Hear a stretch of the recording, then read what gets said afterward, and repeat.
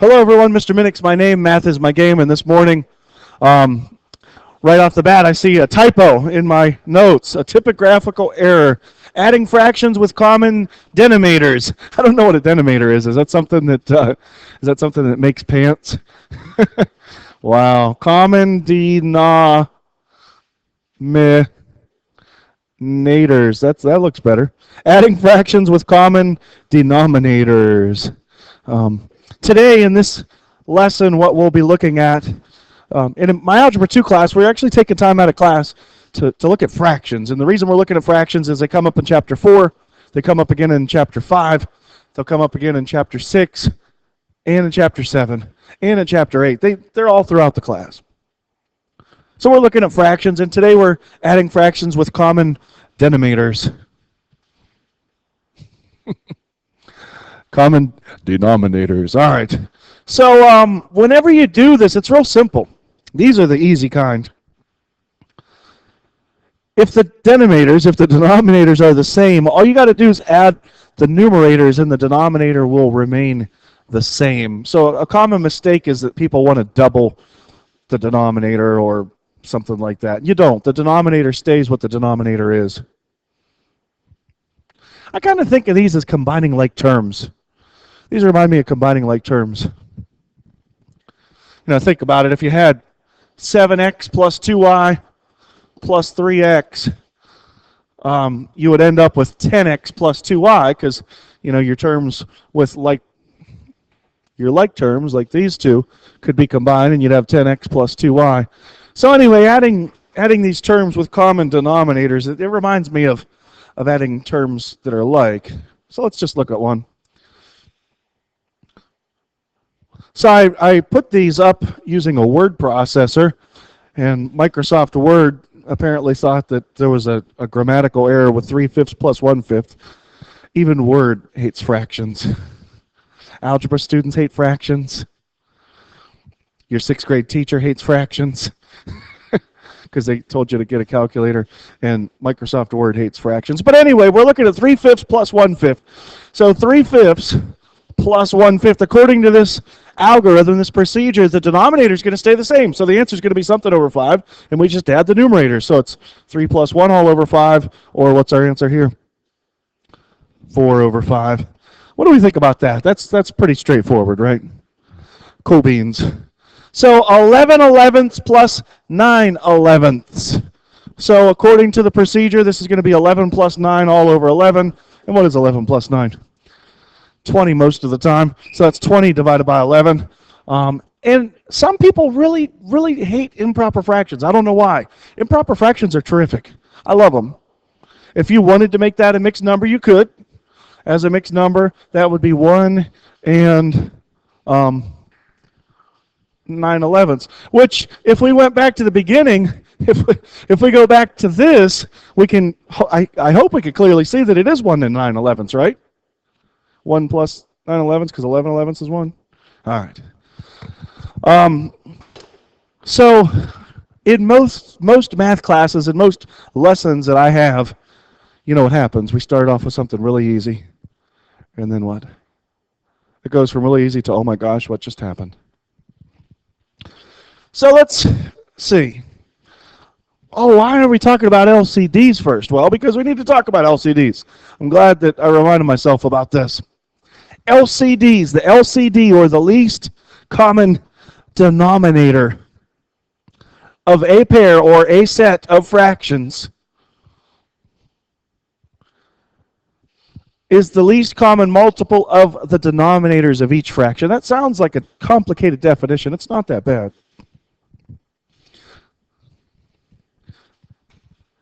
LCD in this context does not stand for liquid crystal display, which was patented at Kent State University in Kent, Ohio.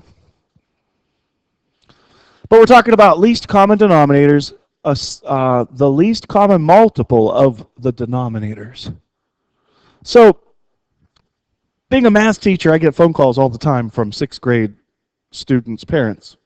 And they say, hey, will you tutor my child? And I say, well, what are they having problems with? And most of the time, it's factors of a number, multiples, and LCDs and GCFs, because people don't understand the terminology. So today, I hope, will dispel all the myths about the terminology here. So the LCD is really the LCM of the D's. So an LCM, a least common multiple, is the smallest multiple of each number shared by the numbers. So it's one of those things where to understand an LCD, you have to understand what an LCM is. And to understand what an LCM is, you have to know what an M is. A multiple. And a lot of people don't know what multiples are. They get them confused with factors or divisors. And there's another word that nobody's ever probably taught you because they're scared of it. Because they don't want to insult West Virginians or Wyndham people. And it has nothing to do with either. Not a good idea to offend a West Virginian person, by the way. Not a good idea, just for the record. All right, so let's see. Hopefully we'll talk about what a multiple is. Yeah, multiples of a number are 1 times the number, 2 times the number, 3 times the number, 4 times the number, etc. My sister's a 6th grade teacher, and she recently started teaching math, and she describes multiples as skip counting. You know, the multiples of 5, 10, 15, 20. The multiples of 20, 20, 40, 60, 80. So multiples, you can kind of think of them as skip counting.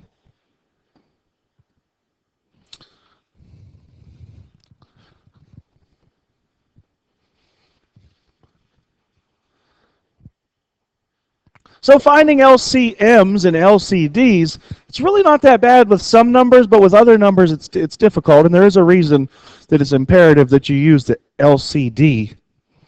The LCD.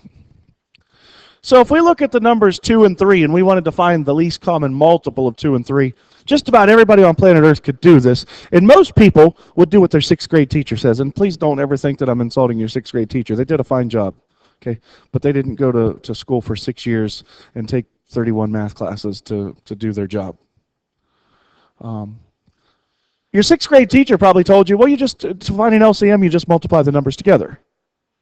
And they're right some of the time. They're right some of the time.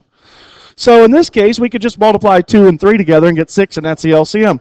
But the right way to do this, the most sound way to do this, is to say, okay, so 2's multiples are, and 3's multiples are, and I'm going to make 2 lists, and whatever number is the smallest that shows up in both of those lists is my answer.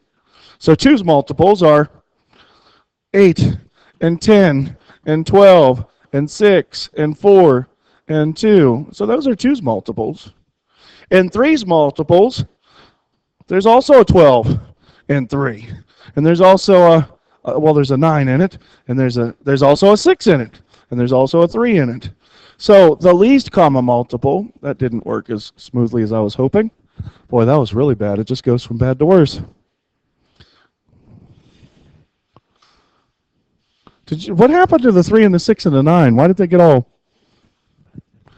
I bent it like Beckham? Okay. 3, 6, 9, 12. So we can see that 6 and 12 are common multiples, but the smallest one is 6. How's everybody doing so far, all right? So the word that nobody ever taught you is this one.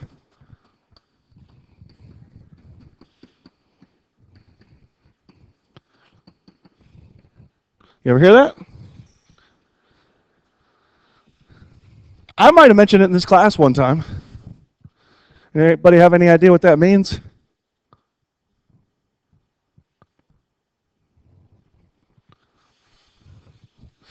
What if I ask this question?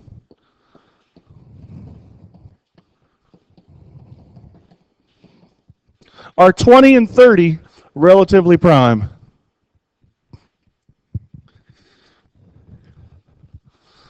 Are 8 and 12 relatively prime? Are 6 and 7 relatively prime? Relatively prime means with respect to one another, do they share any common factors other than 1? Means with respect to each other, do they share any common factors other than 1? So let's think about 20 and 30. 20 and 30 share lots of factors, don't they? So are they relatively prime? They're not. So relatively prime means they don't share any common factors other than 1. So to be clear, so 20 and 30 are not relatively prime. What about 8 and 12? Are they relatively prime? No. What about 6 and 7? Are they relatively prime? Yes. So the deal is, anytime you have numbers that are relatively prime, your 6th grade teacher was right. To find an LCD, you can just multiply those numbers to get the LCD. You picking up what I'm putting down? But in the event where the numbers aren't relatively prime, you end up with a common multiple or a common denominator that's way bigger than it needs to be if you do what your 6th grade teacher said. So what I'm saying is, anytime a number is not relatively prime, like if you're dealing with 20 and 30 or 8 and 12, it's a great idea to do that method where you make out the list and you find the LCM that way. You picking up what I'm putting down here? All right.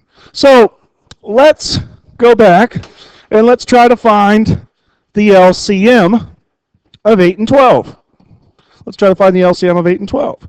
Your 6th grade teacher says, well, multiply them. 8 times 12. That ends in a 6. That'd be 96, right? That's what your 6th grade teacher says. But we know better. We know they're not relatively prime. So 8's multiples. 8, 16, 24, 32, 40, 48,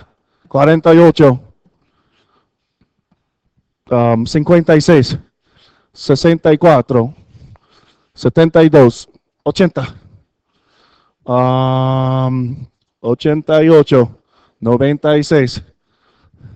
So those are 8's multiples. 12's multiples are 12 and 24 and 36 and 48 and 64. Oh no, I skipped one. What did I skip? Oh, 60. Duh. 60, 72, 84, 96. So your 6th grade teacher was right. Multiplying them together, that'll give you a common multiple, but what's the least common multiple? Somebody said, what is it? 24, sure. 24. 24. Do you understand about this relatively prime a little bit better?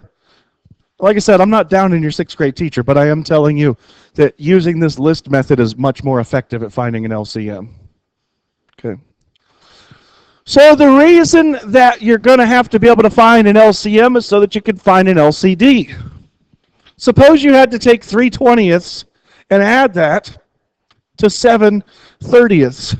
If you had to add 3/20ths to 7/30ths, to be able to do that, you're going to need a least common, well, you're going to need a common denominator, and it would be nice if you could use the smallest common denominator or the lowest common denominator.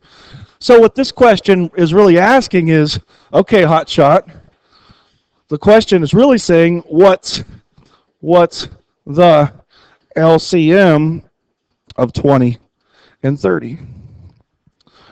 Right? Because an LCD is just the LCM of the denominators. Okay. So what is the LCM of 20 and 30? Anybody got? Yeah. 60. Nice. Good. Good. So, and some people have really good mental math skills and can pick that out in their head. If you can't, make the list. It's not going to take long to find them. 20's multiples are 20, 40, 60, 80. 30's multiples are 30 and 60. And it didn't take that long to find it, right? So don't be afraid to make that list. So anyway, the answer here then would be 60. All right. There's one thing I'd like to show you on the TI Nspire. I'm going to try to load it. It's going to take a few minutes, and you know my computer and my calculator don't play well together, so in the meantime, 1/8, 2/3, and a sixth. Does anybody have the LCD of 1/8, 2/3, and 1/6? Yeah, what are we thinking? 24. Good. Good. So again, 8's multiples: 8, 16, 24, 32. 3's multiples: 3, 6, 9, 12, 15, 18, 21, 24. And 6's multiples: 6, 12, 18, 24. So yeah, 24 is it. Okay. So did you know that the calculator can compute this for you? It can. Whether or not it's going to cooperate this morning remains to be seen.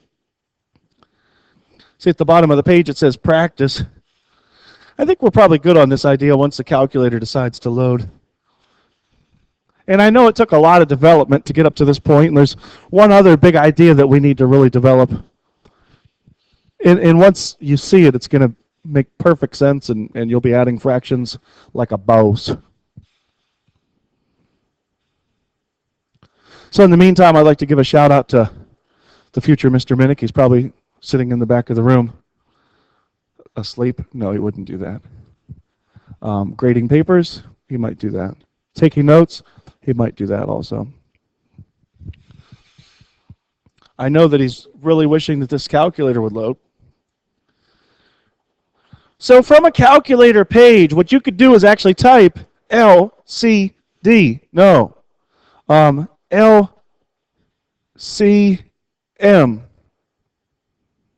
Yeah, LCM. LCM of what? Of 20 and 30. And the calculator gives you 60. LCM of, what was the other one we did?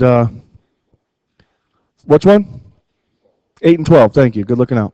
Of 8 and 12. And it gave us 24. Now, if we wanted the LCM of 8 and 6 and 3, 8 and 6 and 3, the calculator says, I can't do that, but it can. It can. There's a technique called the bootstrapping technique, and check out what I'm going to do. I'm going to find the LCM of 8 and do you see how I typed in the LCM again? How I nested it in there? That's a computer programming hacker's technique. No, I'm not a hacker, but I do know a thing or two about computer programming after 2 classes in college. And there you go. Pretty cool stuff, huh? So the calculator can find LCDs, if you understand that the LCD is the LCM of the denominators. Got it? Well, I'm about ready for a break. But we got to move on. So if you have to add fractions with unlike denominators, what you're going to have to do is you're going to have to rewrite the fractions so that they have a common denominator. You're going to have to rewrite the fractions so that they have a common denominator. And some people are really good at doing this, and other people, it just totally blows their mind. It's kind of like Jeeps. You ever see the 7-second video about the woman who saw the Jeep? She couldn't believe it. She says, how come the car has no door? Don't you fall out when you drive? You ever see that Vine? It was a funny Vine about 7 years ago. Everybody was watching it. Don't you fall out when you drive?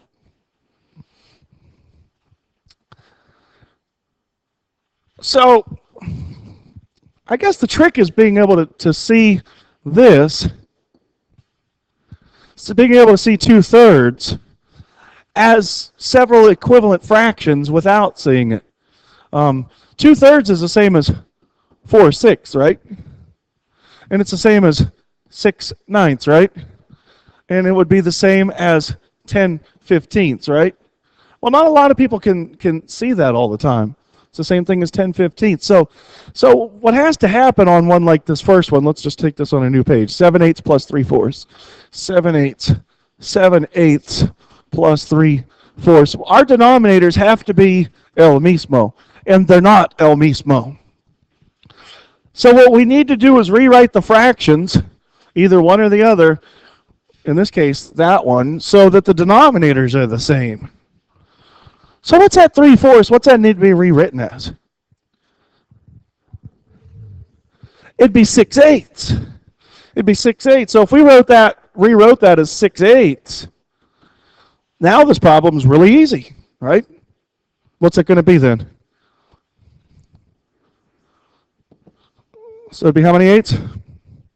13/8. If you like mixed numbers, 1 and 5/8.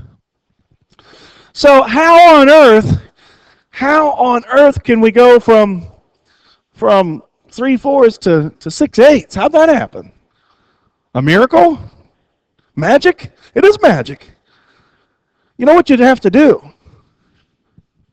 The trick, let me see if I can get my magic marker. The trick is to multiply by 1. The trick is to multiply 3/4 by 1. Because if you multiply something by 1, it doesn't change its value. 3/4 times 1 is still 3/4. But 1 isn't what we multiplied it by to get 6/8. What do we have to multiply it by to get 6/8? Not 2. If we multiplied it by 2, that'd give us 6/4, which would be 3/2. But you got the right idea. Not 1/2, because that would make it 3/8. Somebody said it. 2/2. So 2/2 is actually equal to 1. So what we're doing is multiplying this by 2/2, actually. Does that make sense? I know you meant to say 2/2, and you said 2, but we're multiplying it by 2/2. And when you multiply fractions, you know it's numerator times numerator over denominator times denominator, right?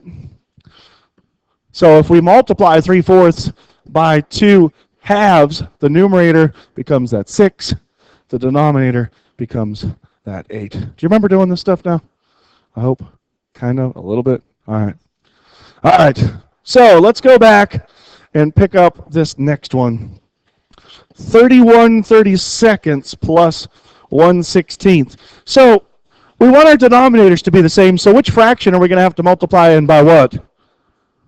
The 1/16 by what? Not by 2, by 2/2. Good. So the 31/32 is still what it is. What's the 1/16 become? 2/32.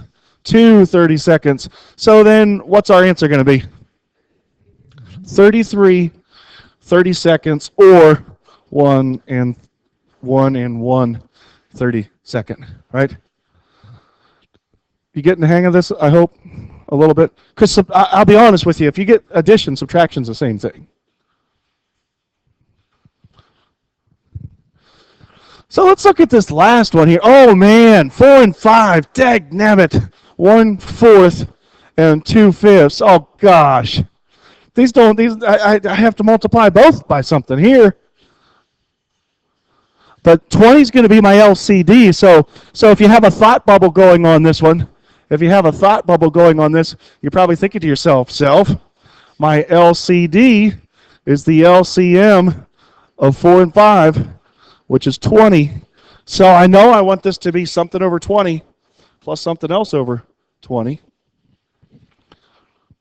So what are we going to have to multiply 1/4 by? 5/5, good. And you can do that on the front end or on the back end. It doesn't matter.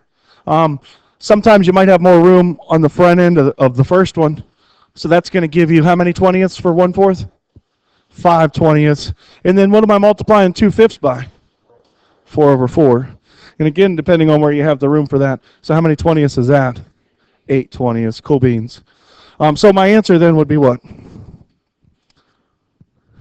13 20ths, and that's it. 13 20ths. We feeling okay about this? Good. So those aren't bad. The ones with common denominators are a piece of cake. Those aren't bad. You know what's bad? When you throw mixed numbers into the mix. When you throw mixed numbers into the mix. Oh, man. With mixed numbers, what's my suggestion? Don't forget to add the whole if the sum of the fractional parts is greater than 1. Oh, man. So there's a couple different ways to do this. One way you could do this is you could go to improper and then add and then go back to mixed. Or you could do work with a mixed number and get a common denominator. Take your pick. It's really I really couldn't care less which way you use. Sometimes it's better to go to improper and add them as improper fractions and then switch them back to mixed. Some people are actually pretty good at adding mixed numbers though. So if we look at this, we have 15½ plus 4/5. So for just a minute in time, if you could kind of pretend like Kazoo does, that 15 isn't even there. So we're just dealing with a half and 4/5. What's our LCD going to be? 10. So we're going to have to multiply this by what? 5/5. We're going to have to multiply this by what? 2/2. So we have 8/10 over here. We have 5/10 here. And there it is. There's a 15 attached to that, right? You see what I got going on there?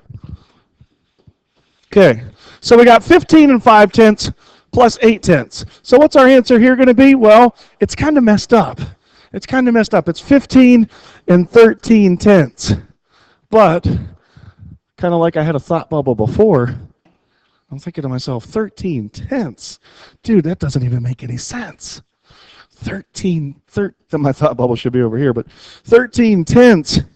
13/10 is really 1 3/10, right? So rather than that number being 15 and 13/10, what I got to think to myself is, it's really one more than 15. It's really 16 and 3/10. Do you want to see that one worked out working with improper fractions, just for the heck of it? Okay. So let's try the same one working with improper fractions. 15½ plus 4/5. So to make this an improper fraction, that'd be 15 times 2. 15 times 2 plus 1 all over 2. So that's 31/2 plus 4/5. Okay. Maybe you'll prefer this way. So halves and fifths, our LCD is tenths, right? So we're going to multiply by 5/5. We're going to multiply by 2/2. So we're going to have 155/10 plus 8/10. So that's going to be 163/10.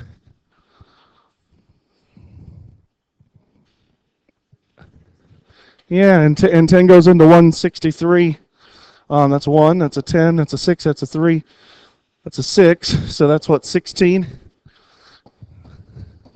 Remainder's 3, so 16 and 3/10. Take your pick. I kind of like working with mixed numbers sometimes. Add the wholes to the wholes.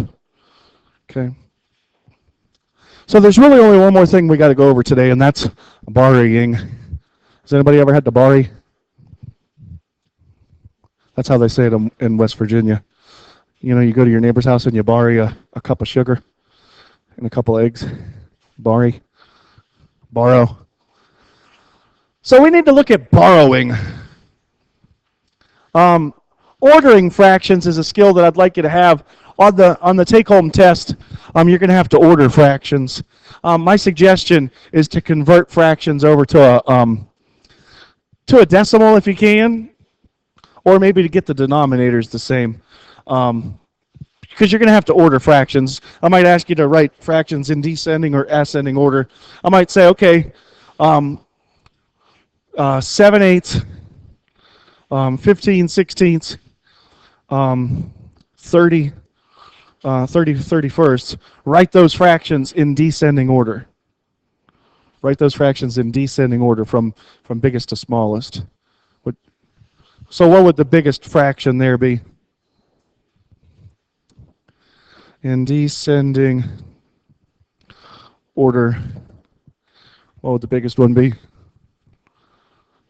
Not 7/8. 7/8 is actually the smallest one here. 31st is the biggest one, right?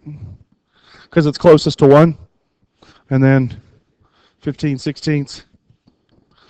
And then 7/8. Okay. Descending orders from biggest to smallest.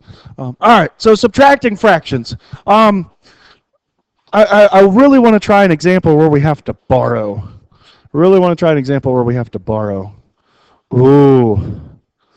I want to look at 28. Don't mind 30. I don't know what happened on 30. That's just wrong. But 28, 5 2/3 minus 17 and a half. Oh man, what would our LCD be there? 6. So that 5 2/3, I'm going to have to multiply by 2 halves. So I'm going to have 5 4/6, and then the half I'm going to have to multiply by 3/3, right? So that's going to be minus 17 3/6, right? So this is kind of tricky because I'm subtracting, and it gets weird with the signs.